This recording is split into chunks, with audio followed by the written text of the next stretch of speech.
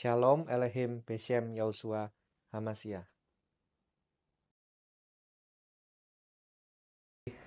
Tidak terasa akan semakin mendekati akhir tahun ya. Kemarin sudah merayakan mulai dari Rosh Hashanah, Yom Kippur, Simchat Torah. Nah, tak terasa kalau secara tahun Gregorian kita akan mengakhiri kepada 2025 ya. 2024 dan mulai 2025. Tapi banyak dari kita itu menganggap remeh, menyepelekan, bahkan ya menganggap biasa-biasa aja, seperti tidak terjadi apa-apa. Padahal nih serem. Pasal 24 ayat 36 sampai 51. Saya akan bacakan dengan tempat, yaitu Injil Matius pasal yang ke-24 ayat 36 hingga 51 atau Matiyahu. Ya, saya langsung terjemahkan dari bahasa aslinya. Tidak seorang pun yang tahu yom atau waktunya. Tetapi waktu atau jam ya, nggak ada yang tahu. Malakim Samaim, maksudnya malaikat-malaikat itu nggak ada yang tahu, hanya Bapak yang tahu. Seperti hari-hari atau yom Nabi Noah ya. Demikian juga kedatangan anak manusia. Sebelum air batu datang, orang-orang tuh pesta, mabuk, pesta pora, mengawinkan ya, mengawinkan anaknya juga sampai hari Noah masuk dalam Batra. Mereka nggak tahu sampai benar-benar air batu datang menenggelamkan mereka semua. Demikian juga kedatangan anak manusia. Akan ada dua orang di padang, yang seorang terangkat atau ikut ya dalam pesta itu, yang lain ditinggal. Ada dua perempuan yang mungkin sedang menggiling, tetapi satu ditinggalkan, satu terangkat. Karena itu berjaga-jagalah, sebab engkau tidak tahu ya jamnya kapan Adonaimu itu datang. Tetapi ketahuilah, apabila tuan rumah telah mengetahui waktunya bahwa pencuri itu akan datang, dia akan berjaga-jaga dan tidak mengizinkan rumahnya itu untuk kecolongan. Demikian juga siaplah kamu untuk kedatangan anak manusia pada jam dan waktu yang tidak kamu harapkan.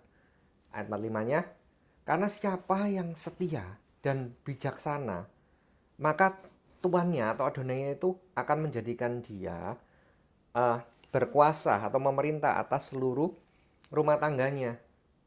Iya kan? Untuk memberikan makanan pada musim yang tepat. Diberkatilah hamba yang ditemukan Adonai atau tuannya ketika dia datang. Itu bekerja dengan baik. Sungguhnya aku berkata kepadamu bahwa hamba yang setia ini akan dijadikan berkuasa atas seluruh rumah tangganya.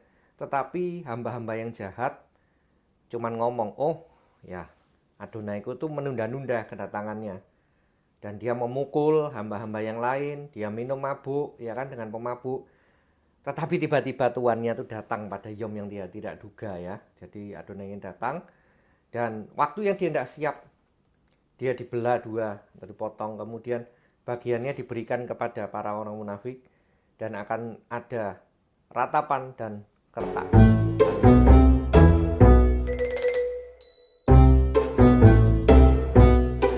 Mengetahui bahwa hari-hari ini ya apa yang seperti yang sama pada zamannya Nabi Noah, banyak itu nggak siap, banyak itu nganggep oh pandemi udah selesai, pemilu sudah selesai, semuanya baik-baik saja, padahal tidak demikian. Enak kalau waktunya Tuhan itu bisa dimengerti dengan logika, dengan akal kita, dengan pengertian kita. Itulah kenapa dikatakan kita harus berjaga-jaga, kita harus senantiasa bahkan berdoa 1 jam itu minimal. Maksudnya apa? Maksudnya karena apa? Karena waktu kedatangannya, waktu pertanggungjawabannya itu nggak ada yang tahu. Tapi banyak kalau engkau tuh jadi makelar, kalau engkau jualan spiritualitas, engkau manipulasi di situ, engkau manipulasi pengharapan dari orang-orang miskin, orang-orang lemah, kemudian engkau menjual ketakutan pada orang kaya, atau bahkan engkau itu menjual kemakmuran. Ini penyesatan besar, karena orang tidak lagi diajar tentang salib. Gimana kalau doamu nggak dijawab? Gimana kalau seakan Tuhan nggak menolong? Gimana kalau istilahnya apa yang kau inginkan itu nggak kejadian? Gimana kalau hidupmu itu berat? Gimana menghadapi persoalan rumah tangga? Gimana menghadapi di dalam kantor mungkin dengan atasan, dengan bos yang lalim itu bagaimana?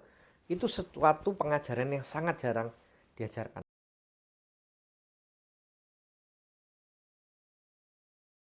Marahiyakoti Bapak Ibu Saudaraku, Anda sedang disesatkan. Ini akhir zaman, banyak penyesat-penyesat, hamba-hamba yang jahat tadi, yang akan dilempar dalam ratap tangis kertak gigi. Lu tahu dari mana Pak? Sederhana. Makanya kan dikatakan separuh. Separuh diangkat, separuh ditinggal. Artinya apa? Separuh itu lebih memilih cinta dunia. Keinginan mata, keinginan daging, kesombongan hidup. Berapa banyak yang benar-benar menghidupi apa yang dia khotbahkan. Benar-benar menghidupi jalan salib, pikul salib sangkal diri. Dengan pekerjaan-pekerjaan rumah dari Adonai. Lah pekerjaan rumah apa sih? Pemberitaan Injil. Berapa banyak hari-hari ini itu tidak fokus pada Injil. Berita itu di mimbar tidak fokus pada Injil. Bahkan tidak ada pemberitaan Injil. Kekristenan tidak beda dengan dunia. Bahkan mengejar apa yang dicari-cari orang-orang dunia. Kenikmatan dunia, popularitas, kesombongan hidup, keinginan mata. Ini menjadi refleksi kita bersama. Terus Anda mengharapkan Samayim yang mana? Kalau dengan pemilik Kaimaim Samayim, Adonai Sebaot, Tuhan semesta alam, Anda nggak punya hubungan personal. Bahkan Anda ngubungi dia aja nggak tahu. Anda perlu pastor, romo, rabi, guru, penginjil, nabi, apapun itu. Anda perlu penghubung, ini masalah besar. Pertama kan cintailah Yahweh Elohim Adonai dengan segenap hati, jiwa, kekuatanmu, dan cintailah sama manusia seperti dirimu sendiri. Ini aja kita gagal loh ngelakoni. Kenapa? Kok boro-boro mencintai yang lain seperti diri kita sendiri? Orang kita aja gambar diri kita belum pulih. Kita nggak ngemasi diri kita sendiri. Mana bisa kita mengasihi orang lain? Ya, saya rasa ini udah terlalu berat. Biar ini boleh menjadi perenungan kita. Tesubah sungguh-sungguh. Lahir baru itu bukan masa lalu dicemplung, dibaptis, di mikveh, bukan itu. Itu cuma ritual. Tapi itu sebenarnya inisiasi ini adakah kita ini mengalami enlightenment. Kita mengalami kelahiran baru. Kita mengalami perubahan hidup. Roh kita dengar-dengaran dengan Samayim. Connect. Ya, panim ekat. Face to face dengan dia. Ngalami nggak itu? Kalau sudah ngalami, baru kita bisa ngelakoni. Dah, itu aja menjadi perenungan kita. Sahabat siapa?